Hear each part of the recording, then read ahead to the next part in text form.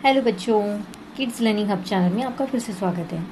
आज हम परिसर अध्ययन भाग 2 में पाठ 9 प्रतापगढ़ पर पराक्रम यह पाठ देखेंगे। तो बच्चों, इसके पहले मैंने आपको बताया था कि शिवाजी महाराज ने प्रतापगढ़ का जो किला है वो किस तरीके से प्राप्त किया था, उस पर किस तरीके से विजय प्राप्त की थी। और आज हम देखेंगे कि प्रतापगढ़ पर पराक्रम किस तरीके से उन्होंने किया। तो आपको जो चित्र में दिखाई दे रहा है यह है आदिल शाह, ठीक है। तो बीजापुर के दरबार की बात है, ये बीजापुर का दरबार आपको चित्र में दिखाई दे रहा है। यहाँ पर क्या हुआ, शिवाजी महाराज की जो दिन ब दिन विजय होती जा रही थी, इन गतिविधियों को देखकर जो आदिल शाह है और उसका दरबार में वहाँ के लोगों में चिंता फैल गई थी कि शिवाजी महाराज जो है इस तरीके से आगे बढ़ते जा रहे हैं और उनका कोई रास्ता रोकने के लिए नहीं है।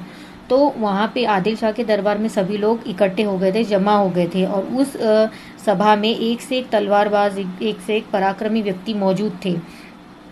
और इसके साथ ही साथ आदिल शाह का प्रशासन चलाने वाली बड़ी बेगम जो है वो भी वहाँ पर उपस्थित थी, जैसे कि आपको चित्र में दिखाई दे रहा है। और यह जो बड़ी बेगम है यह भी बीजापुर के जो आदिल शाह है उनका प्रशासन चलाती थी, ठीक है। तो वो भी वहाँ पर उपस्थित थी और उन्होंने सभा का जो गंभीर वातावरण है उसको देखकर एक सवाल वहाँ पर पूछा कि शिवाजी को कैसे पराजित किया जाए। मतलब उन्होंने सभी लोगों को वहाँ पर पूछा कि ऐसे में शिवाजी को हम कैसे हराएंगे। इसके साथ ही साथ उन्होंने कहा कि बोलिए, शिवाजी का बंदोबस्त करने के लिए कौन तैयार है, मतलब शिवाजी को मारने के लिए, उनका जो उनको रोकने के लिए कौन यहाँ पर तैयार है। तो वहाँ का जो पूरा दरबार है वो एकदम शांत हो जाता है, एकदम सन्नाटा छा जाता है उस दरबार में, और सभी एक दूसरे की तरफ देखने लग जाते हैं कि हम तो नहीं जाएंगे लेकिन पता नहीं कौन जाएगा। तो इस उम्मीद से वो एक दूसरे की तरफ देखते हुए होते हैं। तब एक सिर झुकाकर एक आदमी आगे आता है जिसका नाम होता है अफजल खान। बच्चों, आपको जो चित्र दिखाई दे रहा है ये है अफजल खान। ये एक सरदार था और ये बहुत ही ज़्यादा पराक्रमी और बहुत ज़्यादा ताकतवर इंसान था। तो यह सामने आता है और थाल में रखा हुआ बीड़ा उठाते हुए, मतलब उस टाइम पे जो पान हम लोग खाते हैं वैसे पान के जो बीड़े थे वो ऐसे थाली में सजाकर दरबार में रखे जाते थे। वो आगे आकर उस पान का बीड़ा उठाते हुए बोलता है कि शिवाजी, कहाँ का शिवाजी। वो पूछता है उन लोगों से कि कहाँ का शिवाजी, या तो मैं उसे जीवित पकड़कर यहाँ लाता हूँ या तो उसे मारकर बीजापुर ले जाऊँगा। ऐसा वो वहाँ पर सबके सामने घोषणा करता है कि मैं नहीं डरता किसी शिवाजी से, मैं उसे या तो मार दूंगा या तो फिर उसको जिंदा पकड़कर आपका कैदी बना के आपके सामने लेकर आऊँगा। तो इसके बारे में बताया गया है कि ये जो अफजल खान है ये बहुत बड़ा, एक बहुत शक्तिशाली व्यक्ति था, मतलब बहुत शक्तिशाली ऐसा इसकी पर्सनालिटी थी। और साथ ही इतना ताकतवर था कि अपने हाथों से जो लोहे की रॉड होती है वो मोड़ सकता था, इतनी ताकत उसमें थी। और ये ऐसा था कि ये अपनी ताकत के बलबूते पर हर तरीके के काम करवा लेता था, चाहे वो अच्छे काम हो या बुरे काम हो। वो अपने ताकत के इस पर बल पर सारे ही काम बहुत अच्छे से करवा लेता था। इसके साथ ही उसने क्या किया था, शिवाजी महाराज को जीवित पकड़कर या फिर उनकी मृत्यु करके लाने की प्रतिज्ञा ली थी। तो ये बात सुनकर वहाँ के जो दरबार में जितने भी लोग उपस्थित थे वो बहुत ज़्यादा खुश हो जाते हैं और वो आपस में ही आपस में बात करने लगते हैं कि अच्छा, अब ये शिवाजी कैसे बचेगा, ठीक है। थोड़े ही दिनों में वो क्या हो जाएगा, बंदी बनाकर यहाँ पर ला लिया जाएगा या तो फिर उसका सिर काटकर दरबार में पेश किया जाएगा। तो ये ऐसी बातें सोचकर वहाँ के लोग खुश हो रहे होते हैं। और अफजल खान भी जो है वो बहुत अकड़ के साथ निकल पड़ता है। शिवाजी महाराज जहाँ पे होते हैं वो बहुत अकड़ के साथ निकल पड़ता है, अपने साथ अपनी बहुत सारी सेना और युद्ध की सामग्री भी साथ में वो लेकर जाता है। उसके बाद यहाँ पर उनके बारे में बताया गया है कि ये जो अफजल खान है, इनके बारे में बताया गया कि वो वाई प्रांत का सूबेदार था, जिसकी वजह से उसको उस प्रदेश की सारी ही इलाकों की जानकारी बहुत अच्छे से थी। तो इस वजह से उसको जानकारी होने की वजह से वो उसको हर जगह का पता था। तो वो बड़े घमंड से महाराष्ट्र की ओर बढ़ा। अब क्या हुआ, स्वराज्य पर संकट ऐसा अनुभव किसको हुआ, शिवाजी महाराज को। उस समय शिवाजी महाराज को पता चला कि अफजल खान जो है वो यहाँ पर आ रहा है। उस टाइम पे शिवाजी महाराज जो कहाँ पर थे, वो राजगढ़ में ही थे। और उनको ये जैसी सूचना मिल गई तो उनको समझ में आया कि अपना जो राज्य है, अपने पास सैनिक बहुत कम है, और इसके साथ ही साथ अफजल खान के साथ उसकी बहुत सारी विशाल सेना है, साथ ही साथ उसके पास हथियार है बहुत ज़्यादा। प्रमाण में उसके पास सेना भी है, और ऐसे में हमारे जो लोग हैं वो कम हैं, और साथ ही साथ हमारे पास शस्त्र अस्त्र सब कुछ कम है, जिसकी वजह से उसके सामने टिक पाना थोड़ा सा यह कठिन हो सकता है। तो शिवाजी महाराज ने ये डिसाइड किया कि इसको मैं ताकत से नहीं हराऊंगा, इसको मैं युक्ति से हराऊंगा। मतलब इसको किसी चालाकी से या किसी जाल में इसको फंसाकर फिर इसको मैं हराना मुझे पड़ेगा। तो उन्होंने क्या किया, अपने भी माता के पास चले गए, जीजा माता के पास गए, और उन्होंने इस बात की विचार विमर्श अपनी माता जी से की, और साथ ही साथ उनका आशीर्वाद लेकर वो कहाँ की ओर चल पड़े, प्रतापगढ़ की ओर चल पड़े। मतलब प्रतापगढ़ का जो किला उन्होंने जीता था वो उसकी तरफ चल पड़े। ठीक है, अब क्या हुआ, जब शिवाजी महाराज प्रतापगढ़ की ओर चल पड़े तो ये बात सुनकर जो अफजल खान है यह बहुत ज़्यादा चिंतित हो गया, बहुत ज़्यादा उसको गुस्सा आने लगा।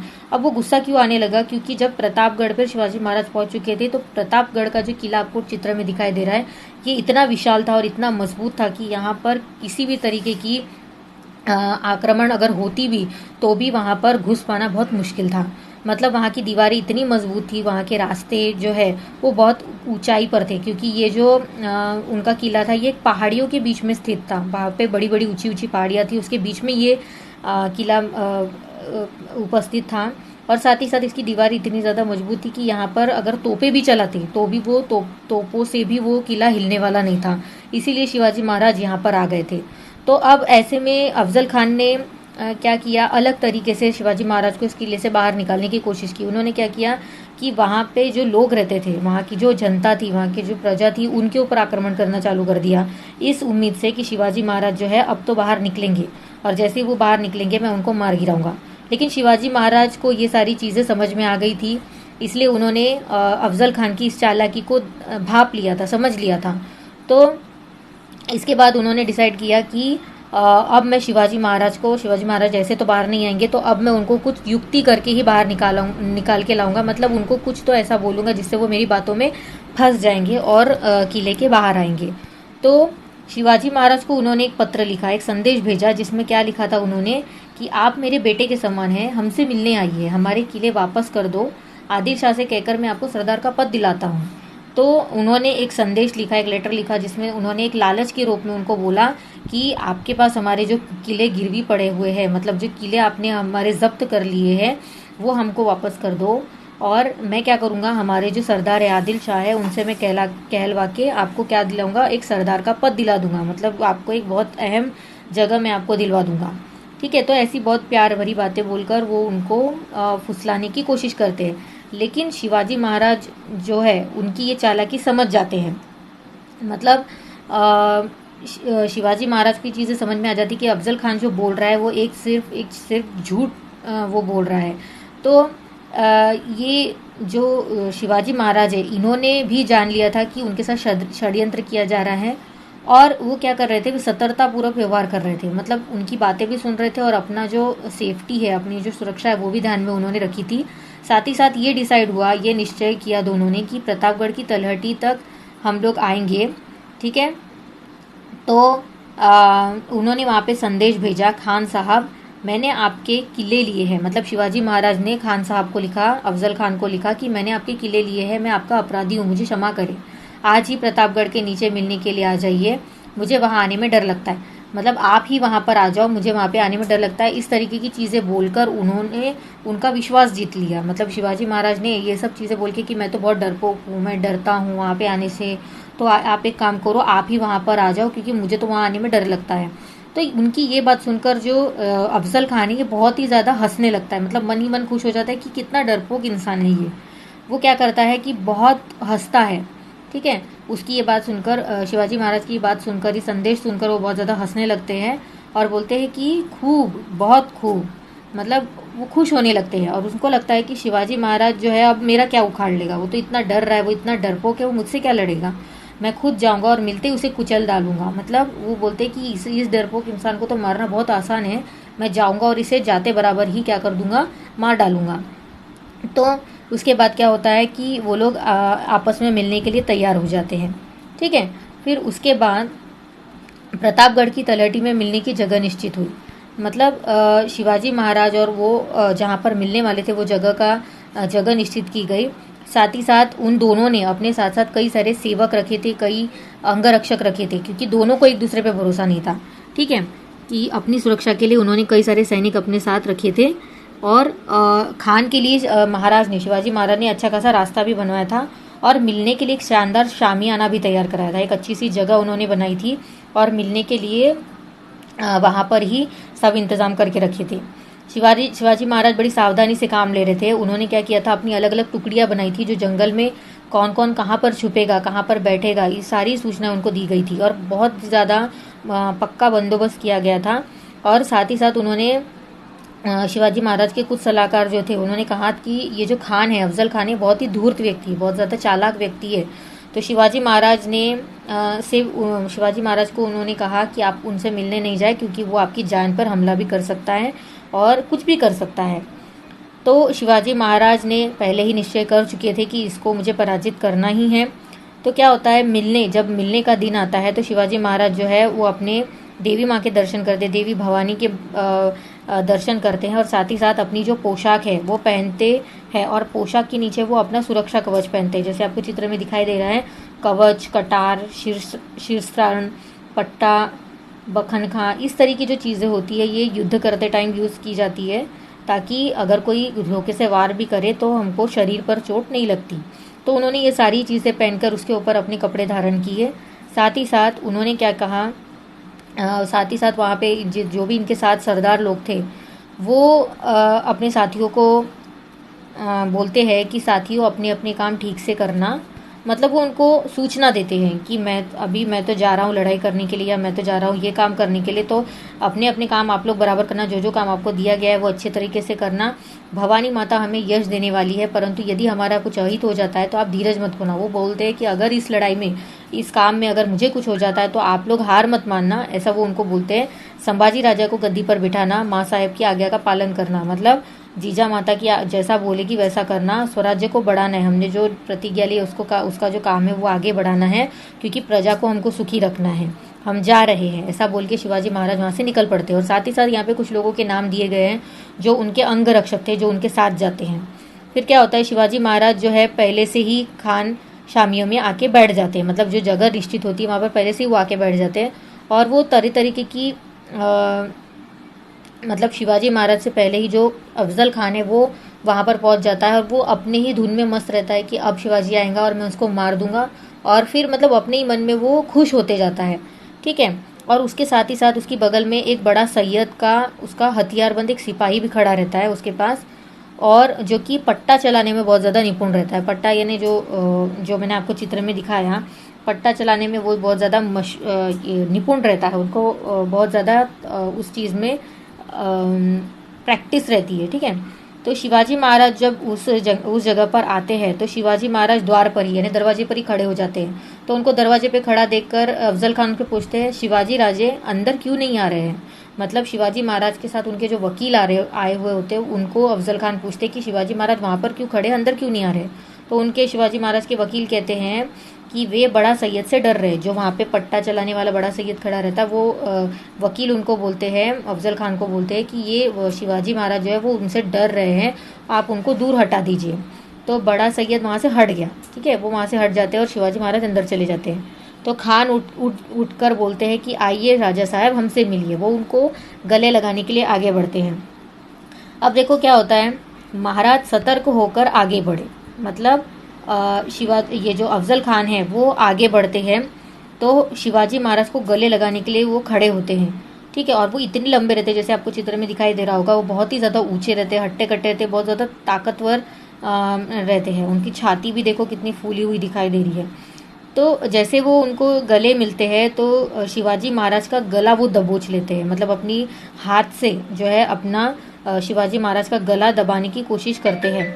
तो उनकी गर्दन जो है अपने बगल में दबाई और दूसरे ही हाथ से शिवाजी महाराज के शरीर पर कटार से वार करना चाहा। मतलब वो कटार से, मतलब उन तलवार से वो वार करने के लिए जैसे वो जाते हैं तो शिवाजी महाराज ने अंदर जो सेफ्टी कपड़े पहने हुए होते हैं, जो अंगरक्षण के लिए जो उन्होंने सामान पहना हुआ होता है, उसकी वजह से उनके शरीर को तो चोट नहीं लगती, उनके जो कपड़े हैं लेकिन वो फट जाते हैं, और कुर्ते के अंदर कवच होने की वजह से शिवाजी महाराज बच जाते हैं। तो क्या होता है, वे खान की चाल समझ जाते हैं कि अरे इसने तो मुझ पर आक्रमण कर दिया। तो बड़ी फुर्ती से खान के पेट में बखन से वार किया। मतलब जो बखन का मैंने आपको दिखाया था, जो हाथ में पहना जाता है, उससे उनके पेट में ऐसे वो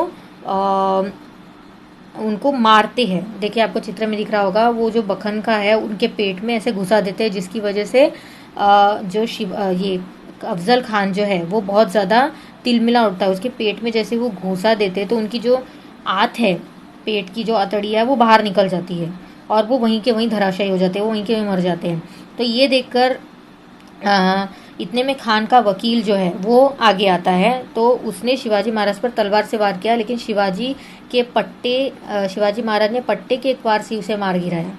मतलब यहाँ पर उनके बीच में जो झड़प होती है उसके बारे में बताया गया है। और ये सब शोरगुल सुनकर वहाँ पर बड़ा सैयद भी आ जाता है, जो बाहर वहाँ से चला गया था वो भी आ जाता है।